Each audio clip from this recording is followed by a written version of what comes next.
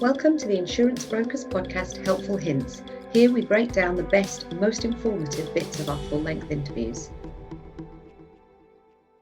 One of the sort of ways that I know that Lloyds has changed over the pandemic is as everybody else says, it's gone from face to face to using a lot of trading platforms, and I know there are about 17 major ones that Lloyds generally are using.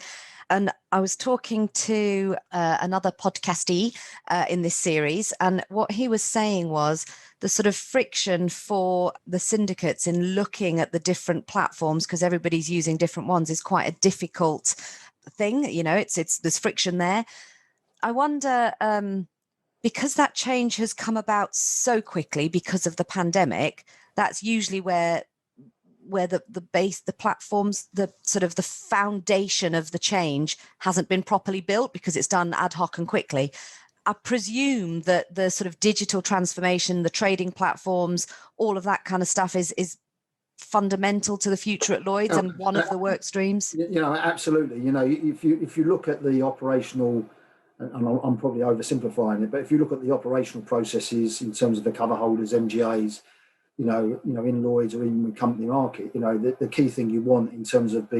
holding that together is to have a common level of data standards and the transfer of that data being done very frictionless with no rekeying. Now, that is very simple in terms of saying it, but as you quite rightly point out, when you have a number of different software sort of platforms and different IT systems, which all do that quite well, but may not necessarily be talking to each other from that perspective, because that is a competitive market in itself, you know, those sort of platforms, then that brings, you know, a sort of small level of a sort of a challenge in terms of how you get everything going through the same place. But I think there is a clear sort of motivation to get it right, because, you know, just coming back to your opening sort of observation around the survey on the website,